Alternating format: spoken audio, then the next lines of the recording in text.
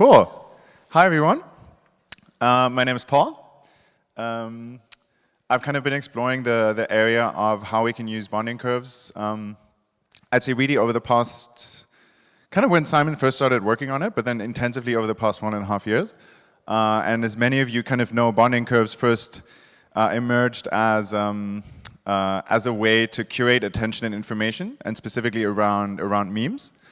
And kind of from this first idea around using bonding curves as memes, I think we've seen an entire subset of projects emerge that specifically just look at how can we use curation markets to curate assets and objectives of all type.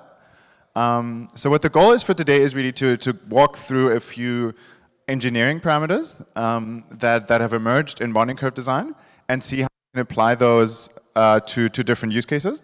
And then specifically, at the end of the talk, I'm going to go a little bit into the challenges that we're trying to alleviate with bonding curves in the pharmaceutical industry. Yeah, it's kind of the goal for today's talk. Maybe just a set of hands, who is fairly still to the topic of bonding curves and is kind of like diving in for the first time? Okay, cool, that's great.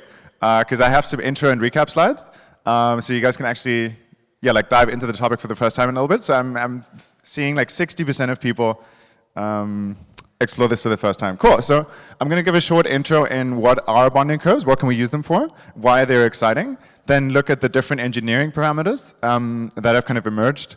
And then we're gonna look at really how can we use these parameters to re-engineer incentives and apply them in systems design. And then in the end, I'm going to go a little bit into molecule and just kind of give an industry examples of some of the big problems in pharma. Cool. Bonding curves, or conding curves. What are they? So they're really an economic incentive. They're economic incentive coordination tools. So we can use bonding curves to coordinate people around a common goal asset. They're also autonomous market makers. What does that mean? For the first time, we can kind of use this smart contract type to deploy an asset or essentially create a market around any type of asset.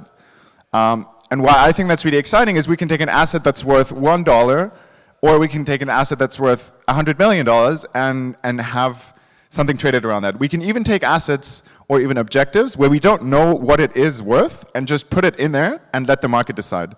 And this is really, I think, a very revolutionary principle, because before, whenever we created a market for something, there'd always have to be a buy side and a sell side.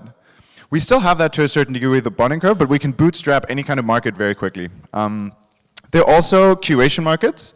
So curation markets, the goal is to curate information from the crowd by harnessing different signals, and through that reducing information asymmetry. So these autonomous markets that we're creating here, they incentivize people to behave differently, and they allow systems to behave differently. If we think about one of the biggest things that blockchain networks really achieved at scale were to change people's behaviors. Yeah. And maybe as a last point, the market's currency is a proxy for attention in that specific market, and that rewards early adopters. So this is probably the most common bonding curve kind of display of like what a bonding curve could look like. It's essentially a supply and demand curve taken out of microeconomics, and we'll get into what actually happens. Cool. So what does a bonding curve do exactly? It's actually really easy. It's a smart contract that accepts, in its most simple form, Ether or any other ERC20 token, and in exchange it mints tokens in its denomination. So you send Ether or DAI to a bonding curve, and in exchange you'll get tokens of its denomination according to which point of the curve you're in. The contract holds that Ether or ERC20 in reserve, so that's the bond, and users can now freely trade up and down the curve with that contract. What's really important here, this is not an ICO, it's not a fundraising mechanism, because no one gets the money in the curve. The money always stays locked up in the contract and kind of builds this permanent liquidity pool that anyone can trade with. There are exceptions of this possible, and we'll get into that later. Yeah, this is the most typical design. So you have a price per token, which is the y-axis, and then you have the number of tokens in circulation, which is the x-axis. That's predefined by a slope formula. In this case, this is kind of a quadratic function. And that's something really exciting as well. There's many different functions that we can play with for these designs. Cool. This is kind of a little overview that I did a while back that kind of just shows all of the different parameters that are in existence today and how we can use them. Actually, not how we can use them, but so let's start with the token issuance. So the token issuance is essentially what type of token does this contract issue. In the most common design, it's just a simple ERC20, but it could be an ERC 721. So we could have a bonding curve that issues non-fungible tokens. It could issue security tokens. It could issue anything. So that's the first important thing. The second important thing is the token supply. How many of these tokens are there? Is it an infinite supply or a finite supply? Many of the early designs that came on kind of just assumed that this curve would go on forever without actually capping supply. And that can make sense for a variety of use cases. For other use cases, it does make sense. Another aspect of supply is that you can build vesting schedules into the contracts themselves. Then the next thing is the collateral that the contract accepts. So this will be what we're sending to the contract to trade with it. A lot of early designs were kind of just assuming ETH, but it's a problem if you have, I think it's a problem if you have one volatile asset that you stake into a bonding curve, because now you have double volatility. So we've been playing around with implementations that use DAI, kind of just as a stable collateral that you use to trade with a bonding curve. You could also use other ERC20s as collateral. There's a lot of options around the collateral. Then the next one is the asset or the objective. And we'll get to, actually wait, let me jump straight to that. So what are we actually trading here? Because we need to define what the objective of the bonding curve is. Like, what is that asset? In early days, there was a lot of talk about memes. So let's take an IPFS link and attach it to the contract, and now we're trading attention in that meme. And then Billy Rennekamp, who's also just one of the leading thought figures in defining the space, came in, I think, early last year and came up with the concept of refungibles. And refungibles basically work with, wait, I'll just jump on back, sorry. Refungibles are basically, we take an NFT and we can stake it into a bonding curve. So now the bonding curve contract is the owner address of that NFT, which now means we could trade attention in a CryptoKitty. So it means we can take any non-fungible asset and make it fungible again. And the way that we're applying this is essentially saying patents and intellectual property is a time-stamped data claim. Let's attach that to an NFT, and then we can take that NFT and move it into a bonding curve. And now we've made that market tradable with an underlying asset. Yeah, there's a lot of different asset types that we can stake. Other people are using this, for example, to trade attention and value in a community. So then we're more trading, the asset that's traded is around an objective. It could be for content. And something really important here, the asset will define what the legal classification of the bonding curve issue token is. If we're trading a meme, probably not a security. If we're trading any form of asset, could likely be a security. So that's important, how that relationship is defined. Then the other thing is the function. A lot of people have written about different functions. We'll get to some cool functions just now. And then a last parameter is also how pricing is implemented in the curve. Specifically, the guys working around continuous organizations are working with different price in and price out mechanisms, which essentially means you buy into the curve at a certain price, but your sell price is always lower because it's a different curve. And that means that bonding curve is now generating revenue. Yeah, cool. So kind of getting back to this example of refungibles. It's one real example how we're a first design step, how we're using the traded asset of the bonding curve, in our case to represent a piece of intellectual property. Because it means if we can trade CryptoKitties, why not use NFTs to attach patent data to, and then essentially allow to trade attention and value in a patent.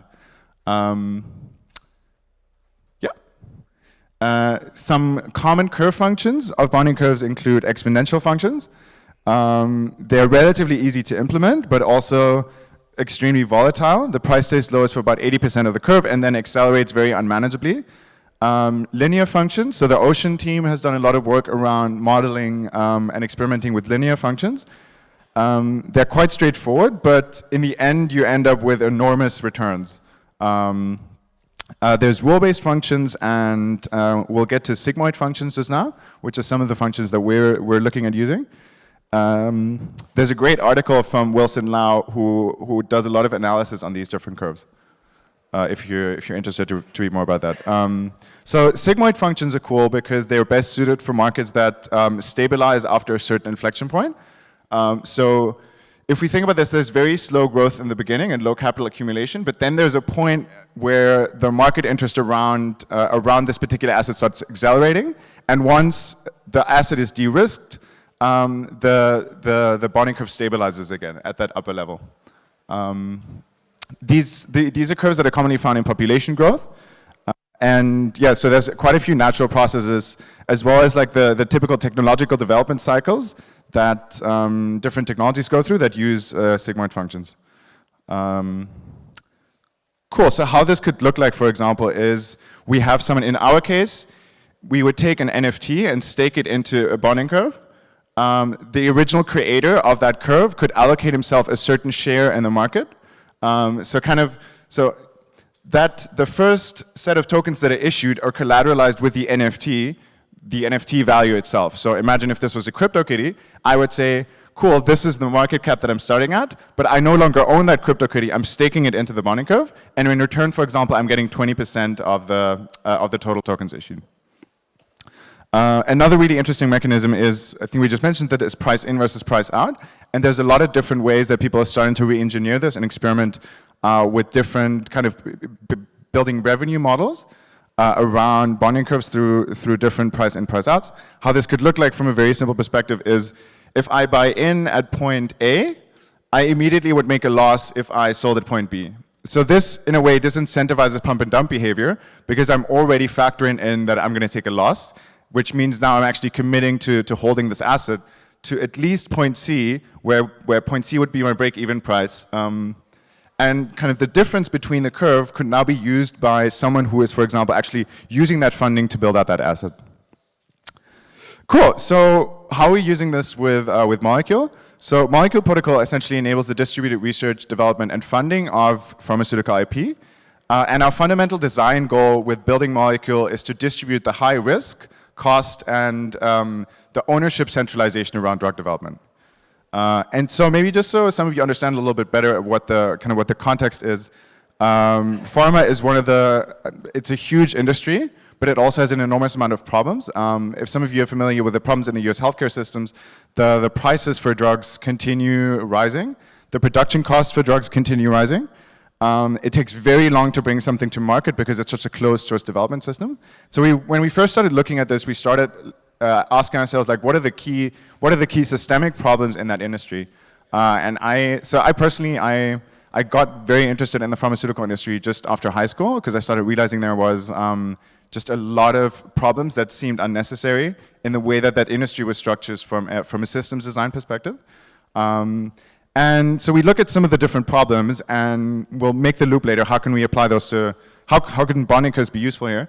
And it's actually commonly known that the pharmaceutical industry itself is in an innovation crisis because they're bringing less and less drugs to market.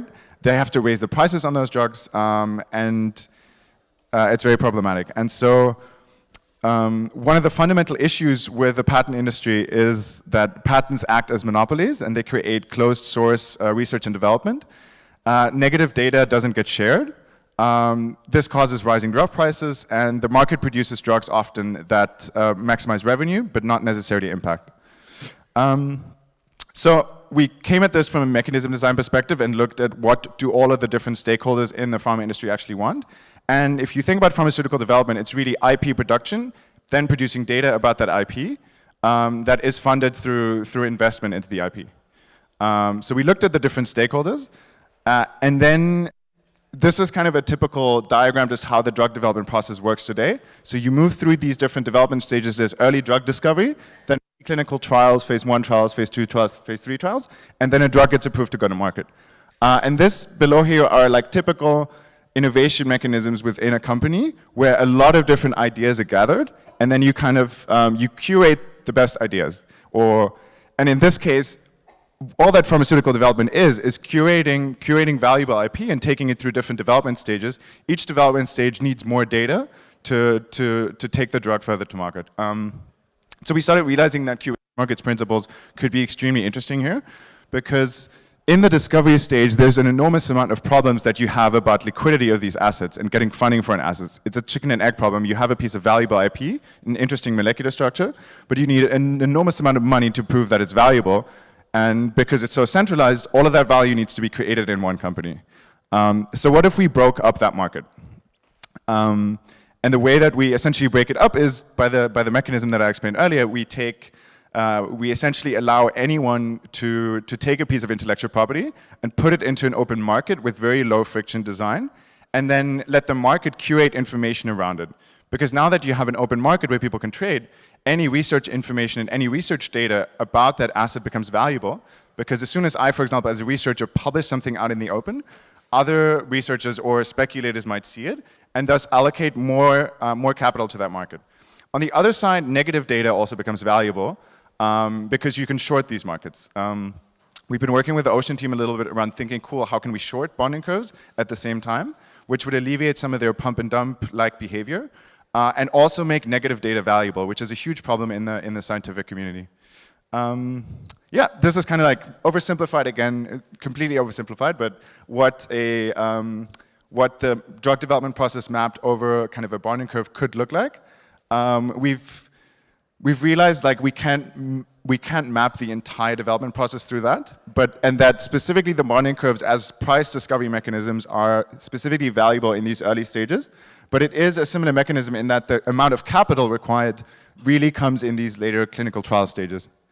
Cool, so from a re-engineering economic incentives, what bonding curves in this example, in this market really allow us to do is it enables distributed price discovery, which moves power away from individual actors and lawyers and evaluators that try to guess the price of a drug more or less, especially if it's in its early stages, and puts that into an open market. And that, in return, incentivizes open source research. And it makes negative data valuable because anyone can contribute to increasing the value of an asset. It also curates the most valuable IP, and it distributes ownership around it. And that, in return, we believe could lead to a much more competitive pricing mechanism for when a drug comes to market. Because at the moment, what a patent allows us to do is essentially just set an arbitrary price. And with this mechanism, the pricing can become more market-driven. We're also looking at the governance functions that would come out of these markets. So combining bonding curves as a funding mechanism with governance functions. Because at the end of the day, you'll still have to decide how this drug goes to market and how it's licensed. And we believe an open system like that could lead to much more diverse treatments coming to market. And the last point is, it's never been possible before to create frictionless markets like this. So I could never securitize an asset like a patent that is only worth $50,000. And at the same time, I can't prove it's worth that much. But with this design, I can actually, from very early stage IP to later stage IP, I can create markets around it and access funding and liquidity. Last small point, what are the key challenges? There's a lot of challenges that still need to be overcome with these designs. I think we need much better UX and much more gamified experimentation in order for bonding curves to really be able to slowly chug ahead.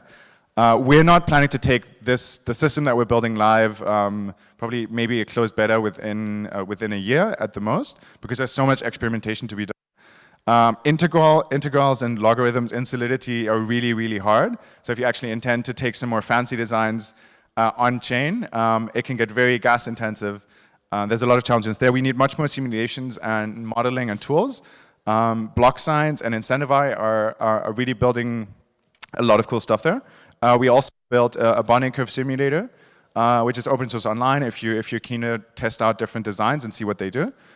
We need, I think, off-chain experiments, because if we can model this stuff out off-chain, we can much better design an on-chain system and not get stuck on implementing complex algorithms in Solidity, but actually really test the system from a game theory perspective. Then I think curve governance is really, really interesting, because once an asset's live, if you ever want to change its valuation, that has major implications on the market. And then the last thing is also like dynamic, making curves more dynamic, being able to perhaps react to outside oracles that again would change the curvature. Cool, I think I'm on time. If you guys are interested, please reach out. If you have anyone working in pharma, want to share experiences about bonding curves or anything, please feel free. Do we have times for questions or? Cool.